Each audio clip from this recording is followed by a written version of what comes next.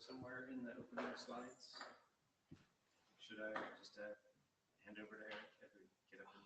Perhaps, yeah. So even in the first one, because there's the as a responsibility I have now Eric Klein / Eric Vinca. So you have a slide about the state of the documents? Yep. Because I wanted to, yeah, I just wanted to explain the multicast IPR. Okay. The trustees, the trustees. Oh, okay. Because of the pre-5378. Yeah. Something like that. So, yeah. Yeah, maybe I'll just say a few words here. Yeah. So then we can start, and then you can. I will. Yeah. Thank you.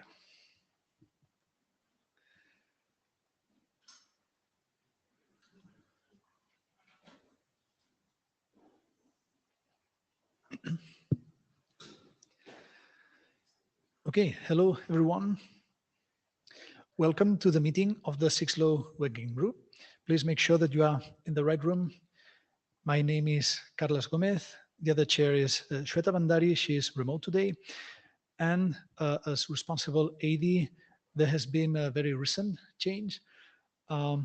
Actually, it was on Wednesday that there was the formal change. So our responsible AD has been for several years Eric Klein. And now there will be a change. Eric Vinca will take over as responsible AD for 6LO. Actually, we would like to take the opportunity to thank Eric Klein for all the help, guidance, and support during these years. And at the same time, we would like to welcome Eric Vinca. I don't know if perhaps either, well, you may want to. So just to say, Eric Vink talking here, I was also already the responsibility for LP1 and SHIC. So it's kind of logical that I take this just to relieve some work on the workload of Eric because he's taking DTN, which is a big one as well. So looking forward to work with you. I mean, I know most of you anyway, so. Okay, thank you. Thank you very much. So yeah, likewise.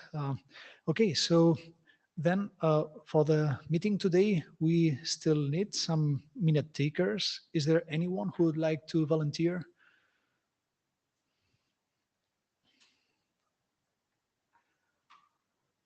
Either in the room or remotely?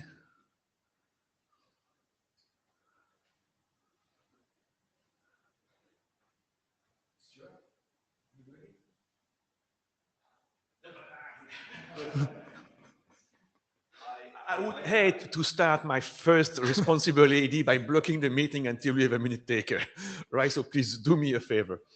I'm looking at Eric. Okay. Thank you. Thank you very much. Okay, so then recall that, as usual, we are taking minutes by using HedgeDoc. So everyone feel free to join and contribute to the process of taking minutes collaboratively. Then there's a few meeting tips similar to the last few IETF meetings. For in-person participants, please make sure that you sign into the session by using Meetecho. For example, you may use the on-site tool, which is available from the data tracker agenda. And recall that it's important to use Meetecho to join the queue. There's a single unified queue, which is managed directly from Meetecho. And also blue sheets are automatically generated from Meetecho. So those of you in the room, please make sure that you have joined the session. And for remote participants, just keep your audio and video off unless you are presenting. Then this is the Notewell. Probably at this moment in the week, you may have seen this text already several times. Anyway, recall that this is a reminder of IETF policies which are in effect on several important topics, such as patents, code of conduct, and others. So please make sure that you have read it. And this is the agenda proposed for today. So the first slot is the usual chair's introduction, which is currently in progress. Then this will be followed by a set of 3 presentations by Luigi. The first one is the path-aware semantic addressing for LLNs. This will be followed by the generic address assignment option for 6LoWPAN-ND. And also related is the reliability considerations of PASA. So that will be followed by a presentation by myself, in this case, on the transmission of SHIC compressed packets over 15.4 networks. And the last presentation will be by Youngwon on transmission of IPv6 packets over short-range optical wireless communication. So this leads to a total amount of 60 minutes of allocated time. However, we have up to 90 minutes scheduled for the session. So perhaps if needed, there may be some margin for discussion. And other than that, is there maybe any comment or question about the agenda? Any comment?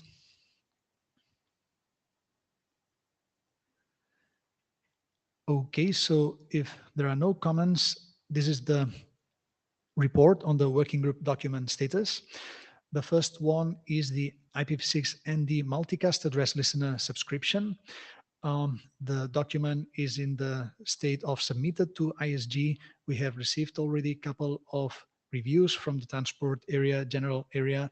Pascal, who's the author, has been in contact with the reviewers, and it appears that they have reached some agreement, and probably there will be some updated version of the draft anytime soon. Perhaps, Eric, yeah, you wanted to mention. Yeah, Eric Klein, just wanted to mention a few things here, especially Eric, for your benefit. This, I think, is out of IETF last call. There's some reviews. Pascal's been updating things. One notable thing about this document is that it updates 4861 neighbor discovery, which predates 5378 IPR assignment stuff. And so I have CC'd you on an email to the trustees and the authors and the chairs as well to get answer back about what to do about the IPR status. So it's not a hard problem. You just got to figure out like which bits of text go where. So, but otherwise it should be ready for your review and then bring it to the telechat. Thank you. Okay, then there are 3 other working group documents which are in earlier stages. The first is path-aware semantic addressing for LLNs. It has been updated since the last IETF and it will be presented today. The second one is the transmission of SHIC compressed packets over 15.4 networks, which has also been updated and also will be presented today. And the last one is IPv6 ND prefix registration. It has been slightly updated. However, unfortunately, Pascal hasn't been able to attend the session, so this document will not be presented today. So any comments or questions?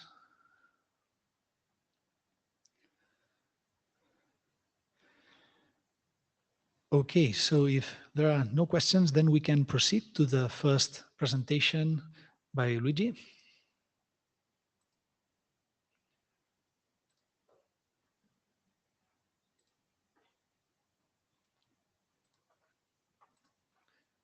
You ask to.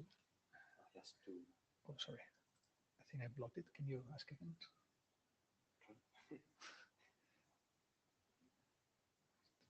Slides. So, can you press again? Because so nothing happens here. Oh, okay.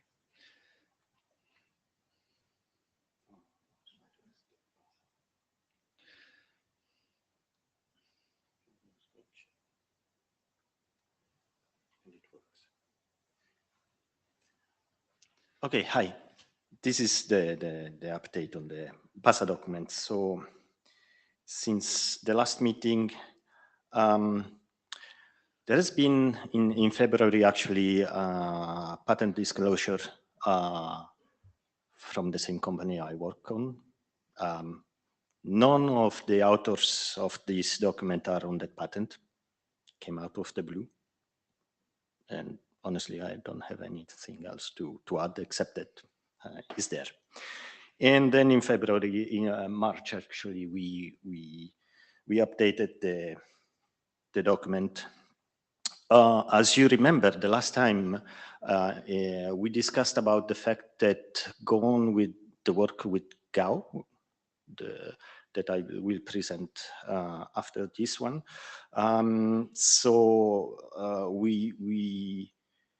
What we did is basically change the structure and put a lot of content from this document to the GAO document, because now the PASA document relies on the GAO option. Okay, so there is a small change in the structure.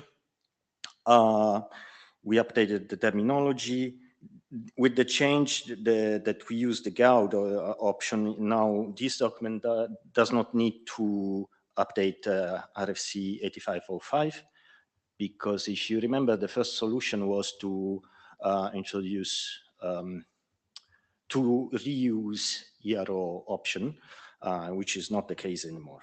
Okay, so and we have the reference obviously to GAO. In the previous revision of this document, there was a discussion about the use of different address assignment functions. Okay, this has been removed and is in the GAO document, because now in this document we just focus on the PASA assignment function, which just to remind you, is this tree-based assignment function that allows you to have a very small routing table and almost stateless forwarding, right? We don't need anymore to use a bit in 6CIO to signal the PASA capability. Okay, what we use is now GAO option. That one needs to have a bit in 6CIO. We will see it. But then in the GAO, we use the address assignment function code from PASA. That's all we do now.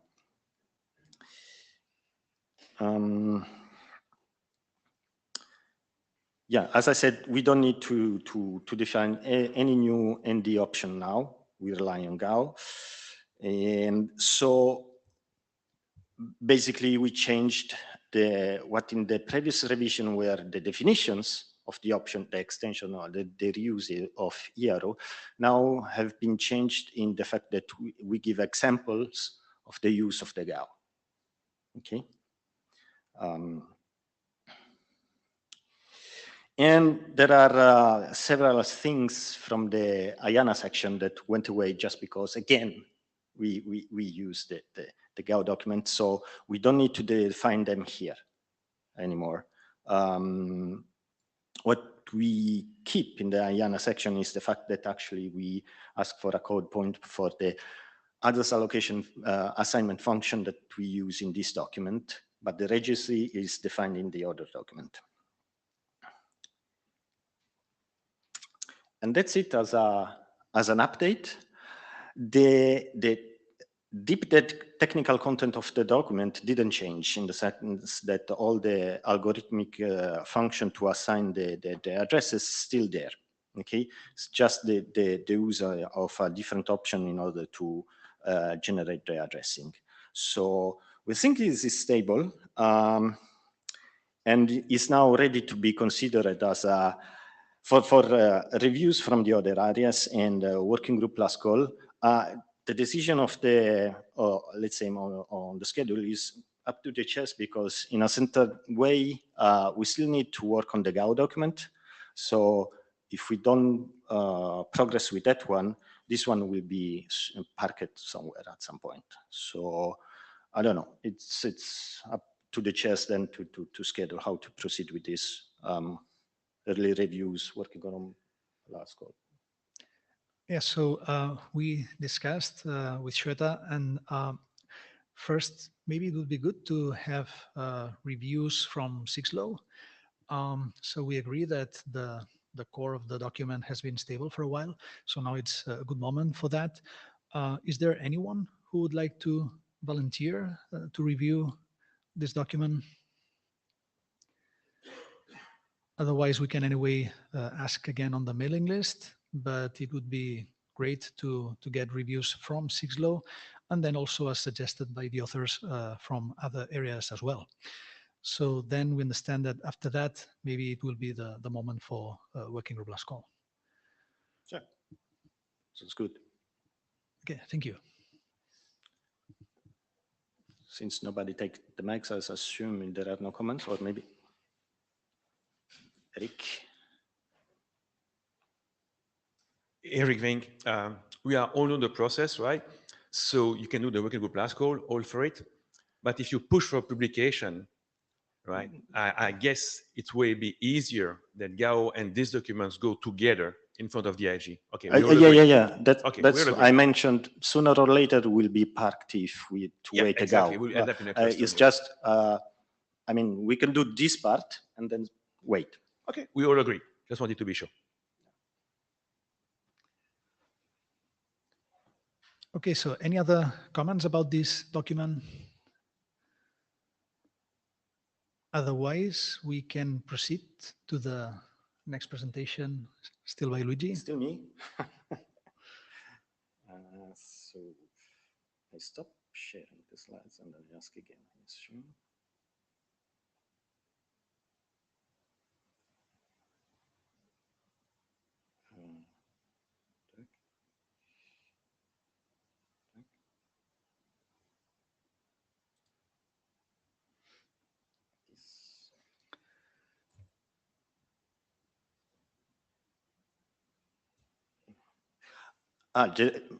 There is one last thing on the base document. Actually, I uploaded a new revision this morning, but actually the only change is the affiliation of Pascal. There are no other changes. Okay. So GAO, the generic address assignment option, revision number 2. So far, no surprises about IPR that came out of the blue. Anyway, as I said the last time, we need to work on the document to shift part of the content from PASA to here, and then make sure that everything fits together and the quality of the document improves. Just because the first revision was just the basic idea, right? And so we added the content. We shipped a part of the content from PASA, and we added the text that was needed. Now, one of the comments that we had last time was Adnan that said, do we need the confirmation of the use of the obtained address to be mandatory? Because the idea was, I use the GAO option to ask for an address, I receive the address, and then I use the registration documents, which is not in this one, is a document already discussed, to confirm which address I use. And there was the discussion whether or not we can avoid the second part in certain cases. And so just ask for an address, receive the reply, and use it. So what we did, we defined just 1 bit in order to make this part optional. So basically what happens is the node sends the GAO option in order to ask for an address. The reply that comes, there is, if the router that assigns the address wants a confirmation, please tell me you are really using this address, sets a bit, the confirmation bit, basically. Okay, and then in that case, you use the registration mechanism already defined using the ERO option. Okay.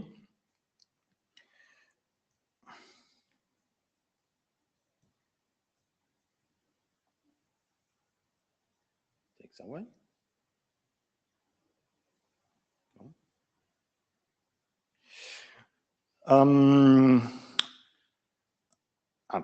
Let me just specify one last thing. Well, the use of the bit. So because as we discussed last time, the format, let's say, of this option and the ERO option are pretty similar, because in the different exchange, you can reuse some of the fields, okay? I just want to make clear that the bit that we defined now is from the GAO option. Nothing changes in the ERO option whatsoever, okay?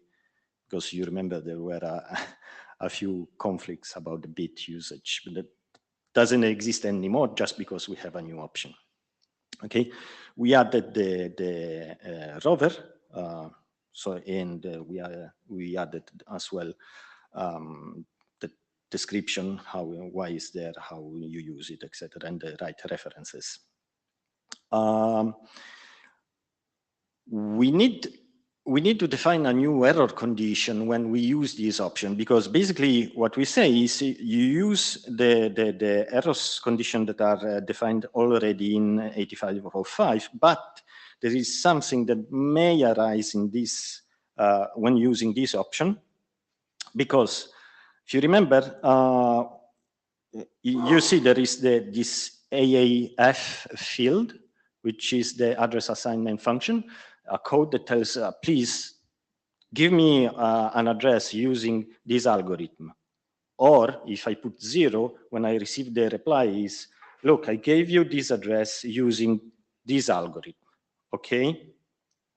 Now, it may happen that if somebody asks, I want to obtain an address using this algorithm, maybe on the other side, that algorithm is not supported, okay? So we need a way to signal this particular state. So there is this new definition of the AAF not supported. In that case, there is no, at least so far, we didn't mandate any specific action. We can do nothing, but then we don't have the address, okay? We can retry using a different AAF, okay? Okay, you don't support this algorithm, maybe you support another one. Or simply reissue the request and put AAF to 0, meaning give me whatever you have. Choose an algorithm and send me back an address. I need an address, okay? Discussion with the other co-author was, we think would be wise to recommend one of these, okay? But yeah, maybe we should discuss a little bit of the implications on the mailing list, okay? So far, we left it open for discussion. 6CIO. We need to signal the fact that there is this option, right? So we need to allocate 1 bit in the 6CIO. So if we look at the name of the bits already allocated, G is already taken. The A is already taken, okay? Luigi is already taken. So we put M as a managed addresses. We came up with this. If you have a better idea, please tell us. We are open. And then later we discovered that we actually are suggesting a position that is already taken. That's my fault because I just went to the registry of IANA, but didn't check other documents that are requesting, and it is so it's not yet on the registry, but let's say is booked. But this is, I mean, this is the position is easy to fix. The M name so far seems reasonable. As I said, if you have an idea, a better idea, please share it. And then IANA section, absolutely, this is way bigger than before because we have to define, so we have to request the bit. We have to define the error code, we have to create the AAF registry, and we have to ask for the option type for Gauss, so the code point to identify that option. the section is there. As usual, Ayana does a wonderful job. Before each IETF, they review the documents and send you a feedback. So we have a few things to be fixed, okay, but nothing critical, I would say.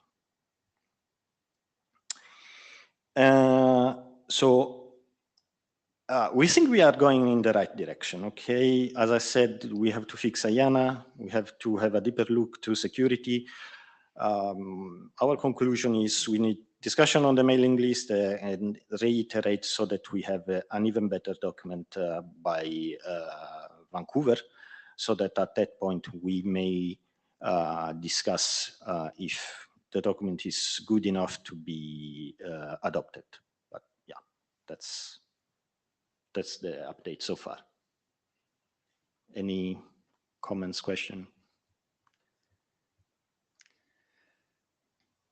Okay, any question?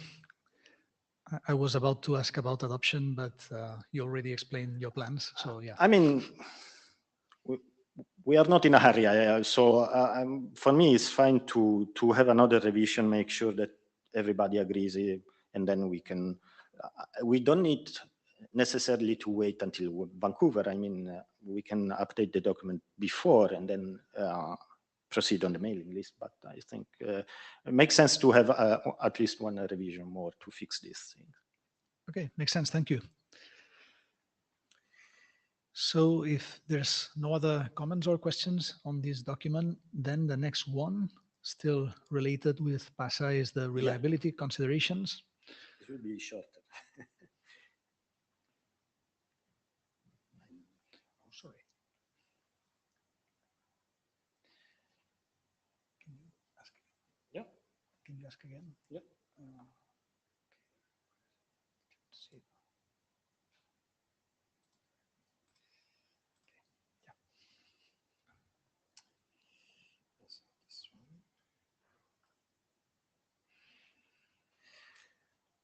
Okay, reliability. We did two updates.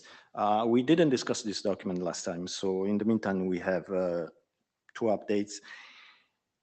There is not that much in the content per se. What did change is the terminology, to make sure that we use the right terminology, because it did change in the meantime in the PASA document in GAO. So we did need to fix that. And then we fixed some figures for which the ID needs was complaining that interpreting the figures in a different way. And I mean, the document we think is done, but we have to decide a little bit what to do with it. The sense that this document exists because at the beginning of PASA, there was a specific request on the mailing list to discuss the reliability aspects of PASA, okay? That is why this document exists. Now, at this point, we have three options, okay? We could merge with PASA, okay? To be honest, it's not my favorite solution, because this would make PASA a bigger document and less clear. So I don't think we need that. The other two choices is either we adopt it as a working group item, as informational, and we publish it, or we just let it expire. I mean, the ISG has a statement about the fact that not all the supporting document like this one that had a purpose at some point in time, not all of them needs to become RFCs. So, I mean, the co-authors, we are fine for whatever option you like in a certain way. I mean, but there is no need to do more work in our opinion on this side. So if you have any opinion. Okay, so opinions, comments?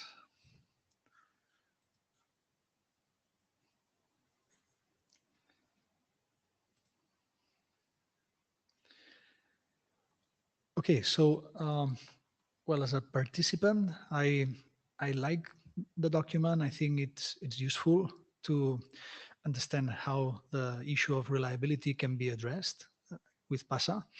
So I wouldn't like to see it expire, although I understand that there may be pressure on the ISG. Then, yeah. Just to be precise, the fact that it expires doesn't mean that it will disappear. Yeah. I mean, it will be in the PASA document will be informative reference to an expired document. So Okay. we can all end. By the way, the discussion are to get rid of this expiration date for the drafts, which is a good idea. But anyway, the document will be always there. The point is, does it need an RFC number? Maybe not. That's the point.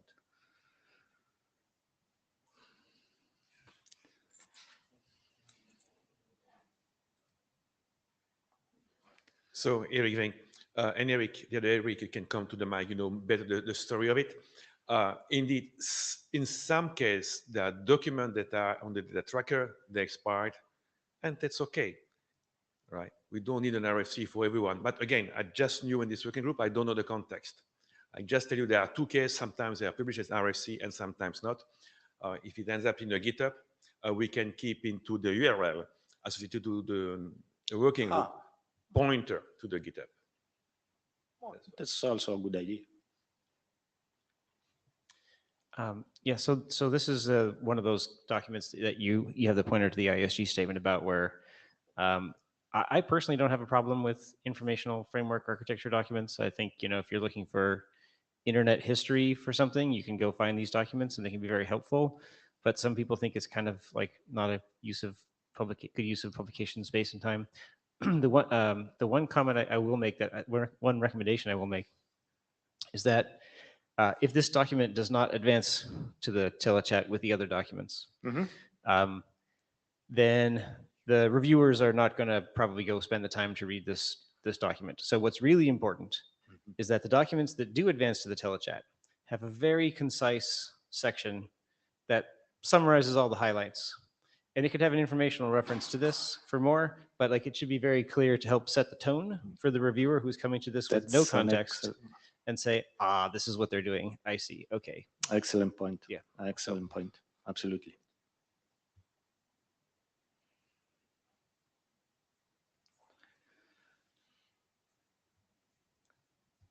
Okay, any other comments? Seeing none. Okay, thanks. Okay, thank you very much, Luigi.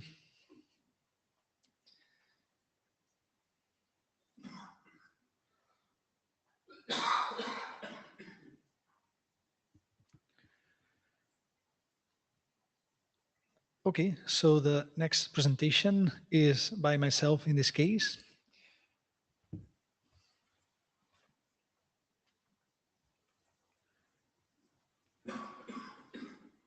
Okay, so I'm going to present the last update of the draft entitled Transmission of SHIC compressed packets over IEEE 2.15.4 networks.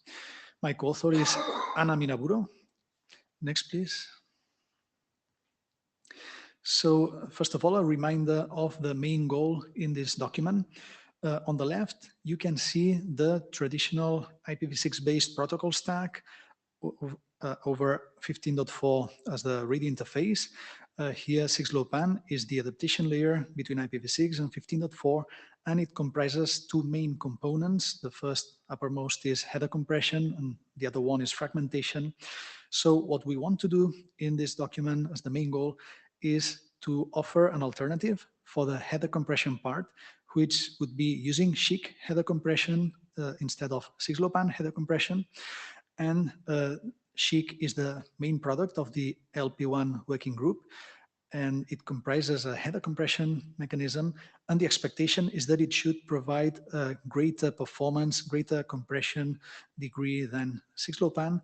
And the reason is that SHIC exploits a priori knowledge of the header field values of the packets that will be transmitted. Next, please. So on the status of the draft, it was adopted around 1 year ago. Today I'm presenting version 05, and there are some updates.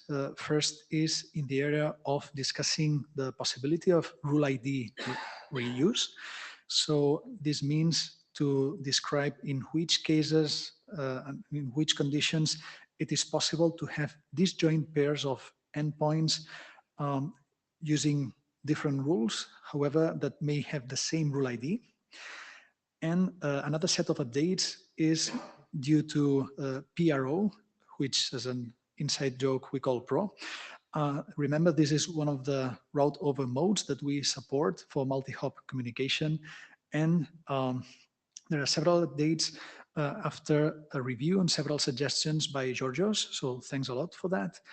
And also some of these updates were discussed in a SHIC working group interim on the 20th of February. And then there are also a few other minor updates. Next, please. So first of all, before going into the actual updates, this is the table of contents or the diff of the table of contents compared with the previous version. And I think that this is the first time that there is no changes regarding the structure of the document itself. So there are updates within some sections, but not in the structure itself. Next, please. So first of all, the first update is in section 1, the introduction. We have added some explicit text to state that the mechanism to provide the SHIC header compression context to the nodes in a 15.4 network is out of the scope of this document. However, we'll have to monitor the progress of the SHIC working group work, in particular the SHIC architecture draft. Perhaps we may have to reference that document. And also the same text has been added in section 3.2, which describes the network topologies supported in this document. Next, please. Then we have some updates in 3.4, which describes multi-hop communication. So this is in order to provide these additional nodes on whether the rule ID can be reused. So recall that we have 3 modes currently in the draft for route over, and then we also have mesh under. So for route over, the first one is the straightforward route over. Recall that in this case, all intermediate nodes, all routers store all the SHIC rules, which are used by all nodes in the network for compression and decompression. And for this reason, we state in the document, we've added that the rule ID must not be reused across disjoint pairs of endpoints, because otherwise there would be ambiguity. Then the second route over mode is the tunnel ripple-based route over, TRO. In this case, recall that there is a tunnel from the source up to the root in the network. And then if the destination is internal to the 6LoWPAN network, there's a downward tunnel as well from the root. So here we have added that if all the 6LNs in the 6LoWPAN network are routing away leaves, then the rule ID may be reused across disjoint pairs of endpoints, because in this case there is no risk of ambiguity, because the root can still tell who is the actual source of that packet, because it is indicated in the encapsulator address of the IP and IP header. And otherwise, there would be ambiguity. So in that case, rule IDs must not be reused across disjoint pairs of endpoints. So next, please. Then the third mode is the pointer-based route over, what we are calling recently PRO. Recall that in this case, the SHIC compress packet is preceded by a pointer, which indicates where in the compressed header is the IPv6 destination address compressed residue. And therefore, this allows any node, like intermediate nodes, to be able to reconstruct the IPv6 destination address of the compressed packet without having to store the SHIC rules. So in this case, we've added that in PRO, rule ID may be reused across disjoint pairs of endpoints. And in order to identify the different rules used by such disjoint pairs of endpoints, the nodes may use an additional identifier. For instance, this identifier might be an IPv6 address, for instance, the IPv6 destination address, or another identifier like the SHIC header session ID, which is being developed as a concept in the SHIC working group. Next, please. So still in Pro, we have also modified the figure with the example for this mode. In this case, basically, as you can see, we have added that there are two pairs of endpoints, for instance, AC and DB, which both are using rule ID 2 to identify some rule. However, perhaps these rules are different, but they have the same rule ID. Again, the idea is that there's no risk of ambiguity here. And then also there's the same with endpoints A and E or B and F, which share also the same rule ID for perhaps different rules. Next, please. Okay, so the last one is for mesh under. We already had text explaining that it is possible to reuse the rule ID in that case. However, we didn't have a figure with an example, so we have added mostly the same figure as for Pro. However, in this case, well, the only difference is the nodes in the middle, which are denoted M, correspond to mesh under forwarders. Recall that in mesh under, those nodes, the intermediate nodes, are not IP routers. So that's why in RFC 6606, we had to come up with this name of mesh under forwarders, which are the nodes called M here in the slide. Next, please. So the next set of updates is regarding the Pro frame format, which has been modified for several reasons, as you will see. So the uppermost figure on the slide provides basically what is the 15.4 frame payload. Then the first field, the leftmost field, is the Pro header, which we'll see next. And then that is followed by the SHIC compressed packet, and if necessary, there's some padding as well. So regarding the Pro header, here we can see it already, the different fields in this header, but now let's describe them, and in particular the new ones or updated ones. So next, please. So the leftmost field in the Pro header is the SHIC pointer dispatch, which was already defined in previous versions of the draft. So there are no changes here. Then there are the next four fields, which are under the red line, which are either new or updated. And the first one is the context identifier, the CID. It is 1 bit, which just signals the presence or not of the optional DCI field, which would be next. So DCI stands for Destination Context Identifier. This is a 4-bit optional field, which identifies the prefix of the IPv6 destination address. So the idea here is to proceed similar to the context that is defined in RFC 6282, and this is to allow support of possible several different destination address prefixes, because this was one of the comments by Georgios. Otherwise, there would be only one possible destination prefix to be used. And some interesting feature is that if, in that case, if we only want to use a single destination prefix, then the additional overhead of these 4 bits of the DCI will not be present. So another point is that we've added that how this context is distributed and maintained is out of the scope. So again, the context is similar to 6282, meaning that there will be some tables in the nodes with some context indicating some short ID corresponds to some particular destination prefix. Next, please. Then the third field is the bit pointer.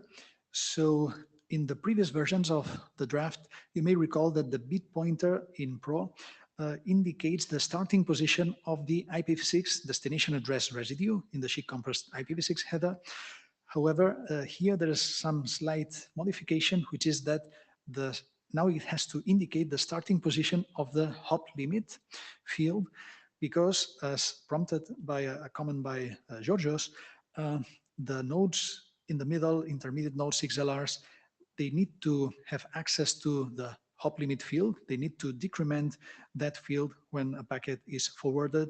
So yeah, we needed some way to expose the hop limit. And also important to keep in mind, as you will see later, is that we assume that after the hop limit compression residue, there will be the IPv6 destination address residue. Then the last new field is the bit called HLM, which stands for hop limit. If it's set to 0, it indicates that the hop limit field has been compressed to its 4 least significant bits, with the 4 most significant bits being equal to 0, which means that we can encode up to the value 15. And otherwise, if it's set to 1, the hop limit field is not compressed. It's 8 bits uncompressed. Okay, next, please. And then to support this operation of the Pro mode, then we have to provide some updates also in section 6.1, which focuses on compression of IPv6 and UDP headers. And actually, we need to update RFC 8724, which is the base SHIC specification, which states that in a rule, the field descriptors are listed in the order in which the fields appear in the packet header. However, to support precisely the operation I was mentioning, which means that after the hop limit, what we want to find next is the destination address, not the source, then we have to update RFC 8724 to state that in the special case of Pro, the field descriptors of the IPv6 destination address, device prefix, device IID, must appear before the field descriptors of the IPv6 source address, app prefix and app IID. So the rest of the fields would appear in the same order as in the IPv6 packet header. So then another addition is that in Pro, one rule must be defined for each direction between the 2 involved endpoints. And you may recall that when SHIC was developed, the context was an LP1 network where it is clear that the 2 endpoints are a device, which means a constrained device, a sensor, for instance, and then some entity called app, which is some network side entity, which is perhaps more powerful. And in that case, a single rule could be defined for the communication in both directions because it was clear who is dep and who is app. However, in a 15.4 network, maybe that's not so clear. And in this case, now in Pro, in order to support this operation, now there has to be one rule defined for each direction. Also, in addition, the destination endpoint has to correspond to the device role. Next, please. We have also some other possible update to the base SHIC document. RFC 8724, again, the base SHIC specification states that if the rule is intended to compress packets with different prefix values, then match mapping should be used. And then regarding the IID part of an address, it states that if several IIDs are possible, then the target value contains the list of possible IIDs, the matching operator is set to match mapping, and the CDA is set to mapping sent. However, in Pro, a source node must not, that's what we state, it must not use the match mapping operator or the mapping send CDA to compress the IPv6 destination address prefix or IID. And that's because 6LRs do not store SHIC context, therefore they do not know what is the meaning of the match mapping index that would be sent. Therefore, we have to say the must not and avoid this behavior. So next, please. Well, this was my last slide. Any comments or questions?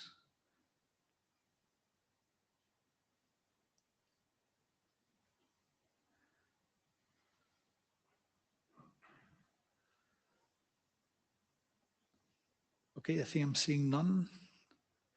So, okay, thank you.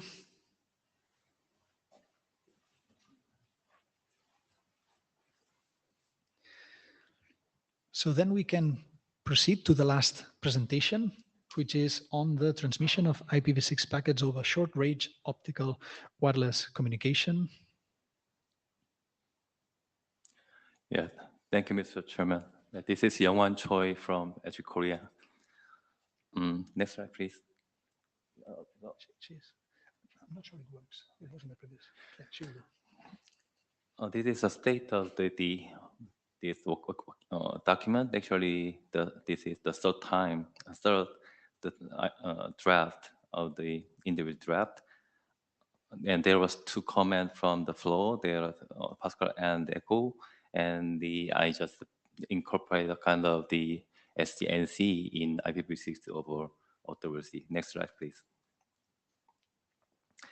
So next 2 slides, actually, it is the kind of quick introduction about the OWC and the IEEE 802.15.7.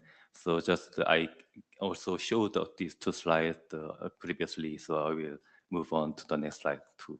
Next slide, please. Next slide.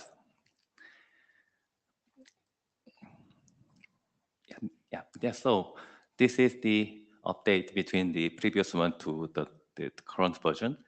I also mentioned that I got the 2 comments from the floor, Pascal and Echo, so I just changed the introduction and the section 3.4 and 4.4, something like that. And I just also changed some kind of the kind of CNC in the part. So next slide. Next slide, please. So the first comment is about the simple one from the Echo. They explicitly state how to get the bidirectional. Actually, at the time, from the floor, some comments about the OWC is bidirectional or not. They have some question, but I just show that the IEEE 802.15.7 provides them bidirectional communication between the 2 OWC devices. So I just change it like that, the blue. Next slide, please. Yeah, the second, the comment about from the Pascal is about the necessary of the pass MTU. So I just put the blue part, the 2 sentences, and but you know that the second actually just we prepared that one, the 2 sentences, but regarding this one, we briefly discuss about this one, because without that pre-discussion due to that cut off that line of the draft submission. So just maybe the sentence is enough for me discuss. So the second sentence will be removed the next version. A kind of mistake, something like that. The next slide, please. The third one is the kind of new, the kind of just consideration, the addition about the SCNC in IPv6 over OWC. So to put that the blue, the sentences, the OWC device may utilize a mechanism for header compression by SCNC compression and prevention and from the RFC 8.724 if the compression, I think compression is required. For instance, SCHC may be used not only for the UDP header compression, but for the IPv6 header, IPv6 UDP header, or even the IPv6 UDP COP if the COP is used, something like that. So I put that one. But this sentence is not final. Actually, we need the require for the contribution about that, the next version. Thank you. And then next slide, please. So this contributing remarks. This is third individual draft, and just we incorporate the 2 comments from the last version, and we would like to ask for the working draft adoption for a 6-row working group in this section and this IETF 119. Actually, previous meeting just the flow gave me the good signal and the good comment about the like two. I think I believe this draft is ready for the working group draft adoption. Thank you. Thank you for that's all.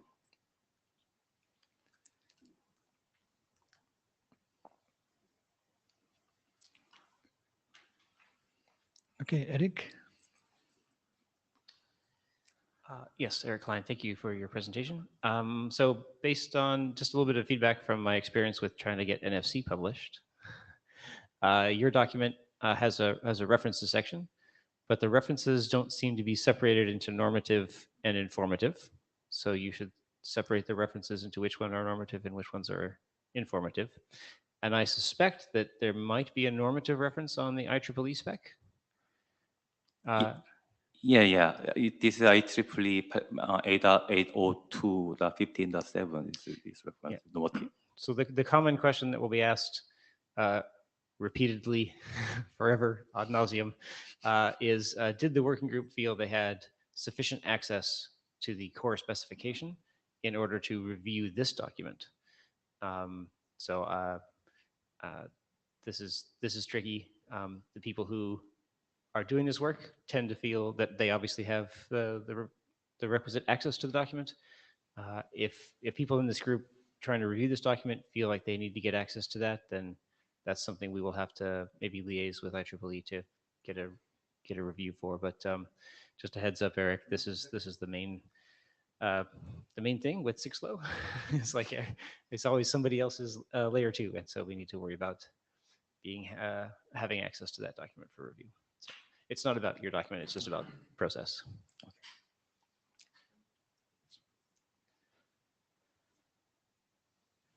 Eric Vink, and on this specific topic, I think that IEEE 802 standards are for free for everyone after 6 months after publication. Okay. So it will help, except if you use the latest version. But as Eric said, put the pointer right to be sure.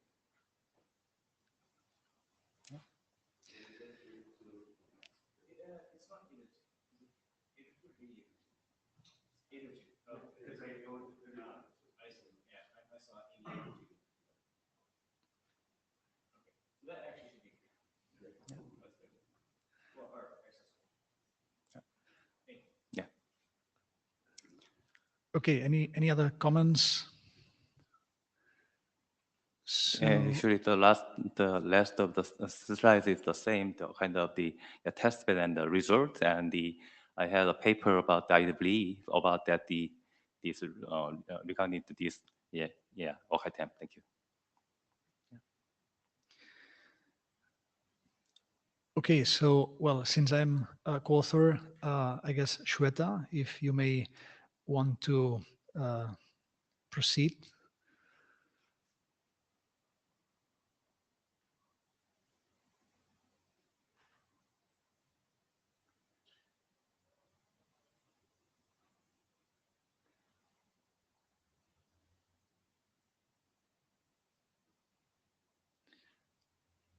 So just in case we are not hearing you, not sure if you are maybe speaking. Hey, Kailas, I'm starting a show of hands to see if there is support in the room for adoption, and then we can take it on the mailer.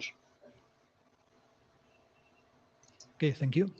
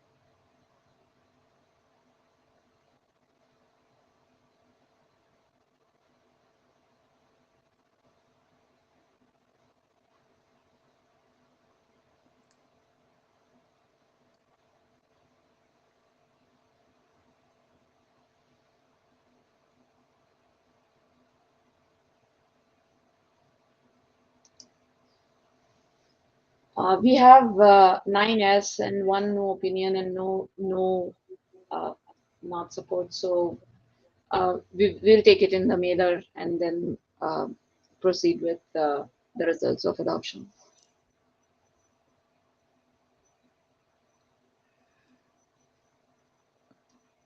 Okay, thank you. So is there any other comment regarding this document?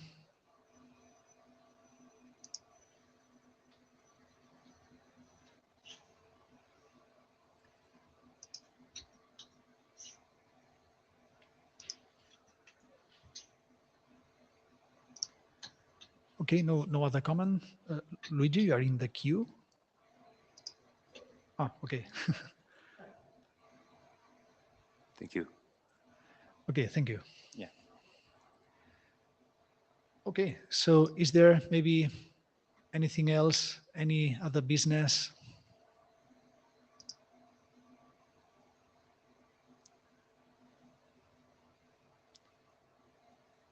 Okay, so